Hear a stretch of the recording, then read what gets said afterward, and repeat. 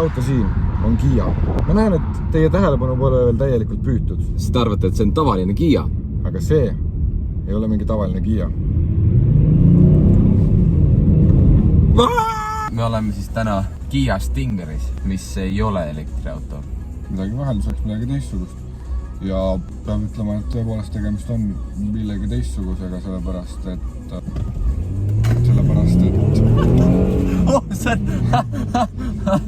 ei läinud seal küll 50, kui niimoodi räägime seaduses. Et me aru saaksime, mis asi see elekter on, siis on ikkagi hea korraks üks sportlik põlemismootoriga auto ka läbi.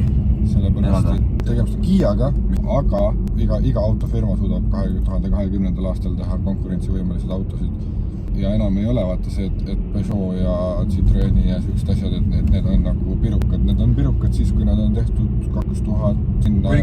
Kuni 10 on pirukad, aga edasi lähevad ju nad konkurentsivõimeliseks. Neil on kõik need vidinad, kulinad küljes. Ja asjadel on lihtsalt see nimekultus. Ja Kia hakkab seda muutma. Millega võib Vene oligarh sõita näiteks. Võta Kia järgmiseks autoks, ole hea, ole lahke. Võrdlusmomenti minul isiklikult mina ei ole kunagi istunud sportauto roolis. Mina olen Mustangi. See on võrdlemisi sarnane tänu sellele, kui istud autot. See nina on, ma ei tea, 2 meetri kaugusel roolist. Nii et sa oled ikka sellise laeva roolis ja see ka, et see tunne, et sa tead, et see masin sõidab kiiresti. Mida ma nüüd tundsin siin natukene paar asja tehes, et seda masinat saab usaldada. Volüümi testime siis nüüd. Ära punased, aga päris tees. Praegu on number 4 peal. 20 Siin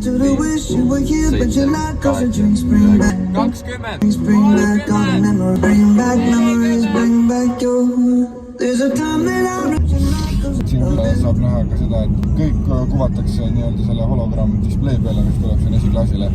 Ja kui ilmuvad 2 joont sinna, nii ja nüüd kui tuli sinna roheline rooliratta märk ka juurde, siis tähendab, et ta tegelikult hoiab ise rada niivõrd kuivõrd, aga mida ma näen, et ta võib iga hetk lihtsalt ära kaduda. Keeran. Sport.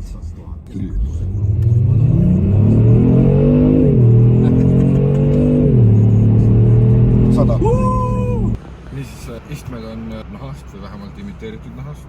Näitab ära GT, kõik näevad, millega sõidad seest ka väljaspoolt. Siin on kõlarid metallist. Sellel autol, mis meie käes on, kõik istmed nii-öelda elektriga ja erinevad üles-alla nii siit kõrvalt, eest, tagant, nõgusust kui kõiki neid asju. Peatöö peal on GT. Kõik raadiod, navigatsioonid, et põhiliselt see menüü on nagu siit ka kätte saadav, mis on ka seal olemas. Et siin sa saad auto nagu isikustada sellega, et sa ühendad selle nagu oma telefoniga ära, siis siin avaneb nagu päris palju erinevaid võimalusi, et oma laule panna, telefoni kõnesid vastu võtta, ta hakkab su neid location'id vaatama, kus sa oled käinud. Või no, mitte pahatahtlikult, et aidata sind tulevikus võib-olla navigeerida kui kusagil. Ja siin on see hea, et siin on nii Android see süsteem kui ka Apple. No üks või teine. Jäävad siis ainult Nokia omad, et vähemalt neid leidub. Aga noh, siis Bartotšok küllaltki standard. Leiad siit sellega navigation system, simple menu. Väga simple on siin öökapi lugemine. Siin on siis 2 topsi. Üsnagi suur see. Siin on see, siis taaskord on siin see. Siia saab siis panna telefoni. Ilma juhtmeta lähed. Smart, Eco, Comfort, Sport ja siis on veel eriti kuri. Drive Sport Plus, siis on isegi see. Siis võtab ta selle veojõu kontrolli maha. Off. Ja istme laseb vabaks ja oled jumala kätes. See on see, mida politsei näeb, kui ta tuleb teile kihutamises siin piletit andma, siis ta vaatab ja hakkab küsima teilt kohe, et oi, räägi autost, et võib-olla saame mingi diili teha. Siin on 3-süsteemiline see. 1, 2, 3. Istmed soojenevad. Siis minul on näiteks jalaruumi on päris palju praegu ja mina olen üsna taha ennast lükanud. Otto on meil, eks ole, 1,90 ja siin on vähem ruumi. Ja siin on see haigala, see on ka. Ma ütlen, et ta läheb vastu, kui ma tahan, et ta läheks vastu, aga sellest suhtes, kui ma nagu olen niisama ja toetan, ei, ta ei lähe vastu. Rubriik, kas saab magada või ei saa siin autos magada? Jah, tegemist on väga pika autoga, nii et lootust on. Oota, nii, ja, kohe oota. Ei olnud väga raske lukku üles leida. Noh, siin on see lukunukk. Laseme selle siit ette. See rubriik on siis selle jaoks, kui naine viskab välja lihtsalt kodust. Ja sinu varadest on sul ainult sinu auto ja seegi on leasing. Nii tutikas, et siin on lausa kile. Ta läheb küllaltki sirgeks. See on väga pikk. See on kõige pikem. aga võtan jala nüüd seekord ära. Panin jalad vastu äärt ja kui ma pikutan, siis pea on täpselt mul. Nii et sinul on natuke ta lühike. Aga kui sa paned diagonaalis. Kuulge, see on kõige parem kõikidest. See on 3 praegu parem, see on parem ka kui minu enda minil. Minu enda minil on ka päris pikk see. See on kindlalt võitnud praegu kõik magamisaspektid. Elektriautod peavad meile ühe pika sõbra andma, näiteks Tesla äkki või? Elektriautode puhul meil on vaja näha midagi konkurentsivõimelisemat ausalt öeldes. Sellepärast, et saime küll pulinaid ja vidinaid vaadata seal näppide elektriautos ja oi, et on vaikne, aga ainult üks sisepõlemisega asi ja juba oleme tagasi nii-öelda selle usku. Me oleme siis seekord tegemas Kia Stingeri tabelit. Nüüd on lausa meil GT mudel ka. Mugavus. Ta on küllaltki kaasaegne auto ja mugavus on ka sellele vastav, et juhiistme need funktsioonid on head, mis puudutab ka näiteks seda sportmoodi, et ta tõmbab nii-öelda need küljed sinu poole kokku, ta tõmbab sind nagu siis, ta tõmbab sind kaisu. Mugav on küll, ei kurda. Mugavus on tõesti, toole saab liigutada, taga on ruumi, sul pikal inimesel on tagaruumi. Soojendus kui ka puhur. Siin on niimoodi on soojendus, 3-välisüsteemis ja siis puhur istmete sees. Nii suveks kui talveks. Roolisoojendi ja kõik siuksed asjad on nagu olemas. Ja väga mõnus asi on see ka, et kui sa autosse istud, siis rool ja iste nagu allapoole läinud ja rool kõrgemale, nii et kui sa istud autosse ja tõmbad ukse kinni, siis need lähevad oma õigesse positsiooni alla. Ja samamoodi, kui sa paned mootori välja, siis iste läheb kaugele ja tool läheb niimoodi see rool läheb üles, nii et sa saad kenasti välja, et see on nagu väga äge siuke ekstra. Nii et ma annaks kuskil siia. Järgmine aspekt on siis kütus. No kütuse kulu on räige. Et täispaak näitas meile infot 490, midagi sellist. Ja praegu on meil pool paaki alles ja näitab, et 230 saab sõita veel. Nii et tal on nagu kütuse kulu ta on ikka üsna siuke nadi.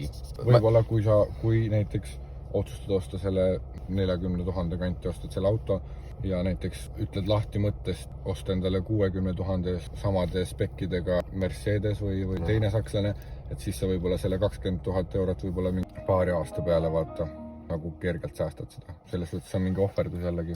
Et noh, kütusekulu ei ole hull, või tähendab, on hull, kütusekulu on päris karm löök ja kindlasti ei ole väga lõbus käia kogu aeg tankimas ja panna oma pangakaarti sinna masinasse, aga... Et sama rahast vist saab juba selle Tesla, eks ole, kätte, mille kütusekulu on väga... Kütusekulust edasi liikudes lõbu see vastu. See on parim vist see nii. Seda võib panna sinna ka... See ma arvan ka kuskil siin või? Jah. Et see on päris lõbus. Ja just ongi see Kia puhul, et need liblikad käivad läbi, kui tahad, et need käiks läbi. Jah, väga hästi käivad. Ja magamine järgmine punkt. See on kõige parem 3. See on väga pikk.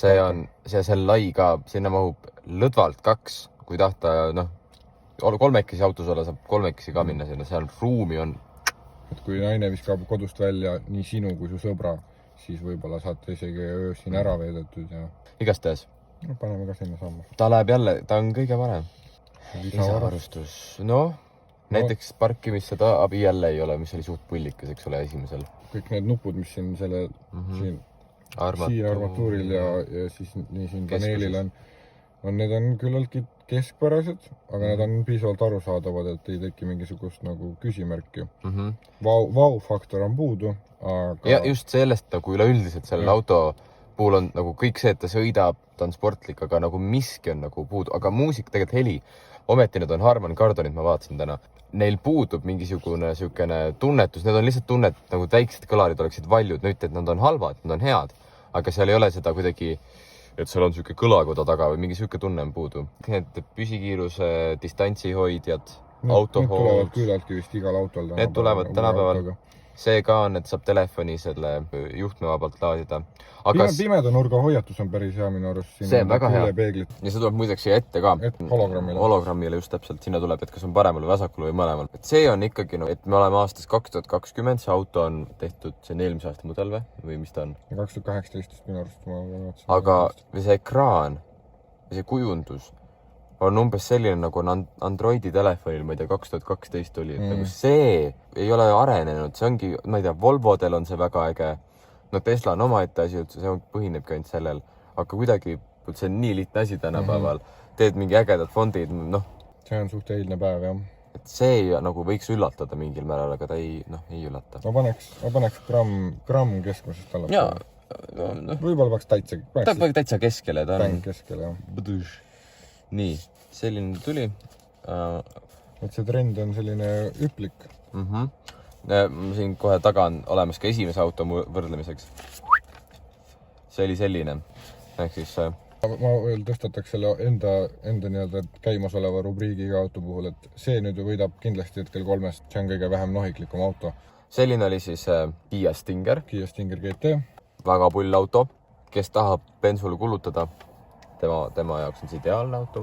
Kes tahab kokku hoida, tema peab üle mõtlema. Aga ilmselt, kui sa kokku hoida tahad, siis sa ka ei mõtle sükestele autodele. Nii et see on täpselt oma kohas, teedab ta väga hästi. 27. croissantist annaksin mina 21. Ma annaks 20 täpselt. 20. Mm. Vai. See